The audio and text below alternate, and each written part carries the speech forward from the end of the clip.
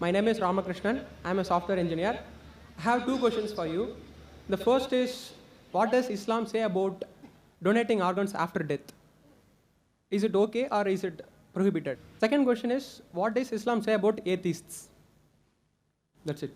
The brother has two questions. I think non-Muslim are one they're asking two, no problem. The first question is, what does Islam say about donating organs? Second question is about atheists. As far as the first question is concerned, what does Islam say about donating organs? There's no direct verse in the Quran or any Sahih Hadith which says whether organs can be donated or not. But there are various conferences that have held in Saudi Arabia, in Malaysia, and various different parts of the world. And the scholars have come to a common consensus that if three things are fulfilled, then organs can be donated. Number one, the person who requires an organ, but natural, it should be a major benefit to his health. He can receive organ as long as it's a major benefit or saves his life. Point number two, the person donating the organ, after he donates the organ, it should not be a major loss to his health. For example, if I donate my heart, I will die. So I can't donate my heart. But the doctors say that out of 2 kidneys present, a person can even survive with 1 kidney. So if my mother has a kidney failure, both the kidneys have failed, I can very well donate my 1 kidney to my mother, even she lives, even I live.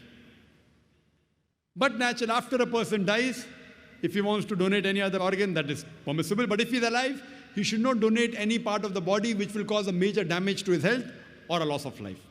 And the third criteria is, it should not be for money. No one should sell organ. If all these 3 conditions are fulfilled, then organ donation very well can be done. As far as the second question is concerned, what does Islam have to say about atheists? As far as I'm concerned, whenever I meet an atheist, are you an atheist, brother? He said no. Whenever I meet an atheist, the first thing I do is I congratulate that atheist. People may wonder that why is Zakir congratulating atheists? The reason I'm congratulating atheists is because most of the human beings, they usually do blind belief. He is a Hindu because father is Hindu. He is a Christian, father is a Christian. Many Muslims are Muslim because father is a Muslim. Now this atheist, he's thinking. He may be coming from a religious background. His father may be pious. But he does not believe that how can there be a God who requires to eat, a God who can die, a God who can lie. So the reason I congratulate the atheist is because he has said the first part of the Islamic Shahada, Islamic creed, La ilaha, that there is no God. The only thing I have to do is illallah, but Allah, which I shall do inshallah. So half my job is done. To a non-Muslim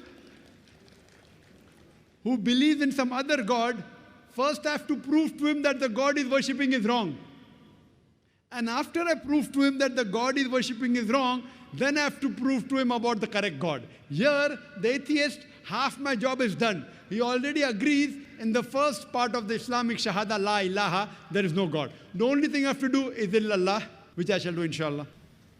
The first question asked to the atheist is that, what is the definition of God? If anyone says there is no God, to say there is no God, he should know the definition of God. If he does not know the definition of God, he cannot say there is no God. For example, if I say this is a pen, is this a pen? No. It's a book. To say this is not a pen, you should know the definition of pen. Some people say, no, Zakir, I know this is a book, so I can say it's not a pen. I said, no. If you know the definition of pen, I will say, is this a kitab? You say, no, it is not a kitab, because there's no definition of kitab. To say it's not a kitab, you should know the definition of kitab. Because kitab and book is the same. So to say it is not a pen, you have to know the definition of pen. You may or may not know the definition of a book. Correct? So similarly, to say there is no God, you should know the definition of God. So now this person who is the atheist, he is believing, oh, that God, he requires to eat, he can lie, he fights and he loses. He does not believe in a God. So I say, even I don't believe in such a God. La ilaha. Then I tell to him the correct concept of God. And the correct concept of God is mentioned in Surah Ikhlas, chapter number 112, verse number 1 to 4, which I shall discuss in the last day of the conference, inshallah. That is on 20th of January. So what he's doing, he is rejecting the false God. Then I ask the question to the atheist, that if suppose there is equipment which is brought in front of you, who no one in the world has ever seen, no one knows about it. And if I ask the question, that who will be the first person who will be able to tell you the mechanism of that equipment? The atheist will tell. The first person who will tell the mechanism of this equipment, who no one in the world has seen, it is the creator. Some may say the manufacturer. Some may say the inventor. Some will say the person who has made it, maker. He may say creator, maker, inventor, manufacturer. Whatever he says, it will be somewhat similar. Don't grapple with the words. What he says, accept it. Then ask him. Then repeat the lecture which I gave, which I don't intend repeating, that how did the universe come into existence? So he will tell about the Big Bang. Then I'll tell him that when did you come to know? He will tell you in 1973, yesterday in science, 30 years back, 40 years back. I will say, what you are talking about the Big Bang you came to know 30 years back is mentioned in the Quran 1400 years ago. Who could have mentioned it? He will say, maybe it's a fluke. Don't argue with him. Continue. What is the shape of the earth? He will tell you, previously people thought it's flat, now we know it's spherical.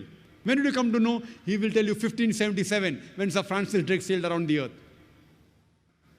When? 300 years back, 400 years back, 450 years back. The Quran mentions 1400 years ago. Who could have mentioned it? He will say, oh, maybe your prophet Muhammad, peace be upon him, he was an intelligent man. Don't argue, continue. Light of the moon, is it its own light or reflected light? He will tell you, previously we thought light of the moon was its own light. Recently we have come to know a couple of 100 years back, it's reflected light. It's mentioned in the Quran, Surah Furqan, chapter 25, verse 61. Light of the moon is reflected 14 years back. Who could have mentioned it?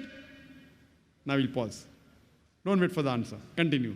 In school, I was taught that the sun was stationary. It did not rotate about its axis. You'll have, is that mentioned in the Quran? I said, no, that's what I learned in school. But the Quran says the sun and the moon rotate, which we have come to know recently. In school, 25 years back, I was told the sun did not rotate. The Quran says 14 years back that the sun rotates, which science has discovered today. Who could have mentioned that? There'll be a pause. Don't wait for the reply. Continue. So all the scientific things I mentioned in my talk, after each scientific fact, ask him who could have mentioned it before. And finally, he will tell the creator, the manufacturer, the inventor, the maker. This creator, this manufacturer, this producer, this inventor, we in Islam call as Allah. That's the reason today science is not eliminating God, La ilaha, it is eliminating models of God, illallah. Therefore, Sir Francis Bacon, a very famous philosopher, he said that little knowledge of science makes you an atheist, in-depth knowledge of science makes you a believer in God. So, with this help of this lecture, Quran Modern Science, you can prove the existence of God scientifically. Hope that answers the question.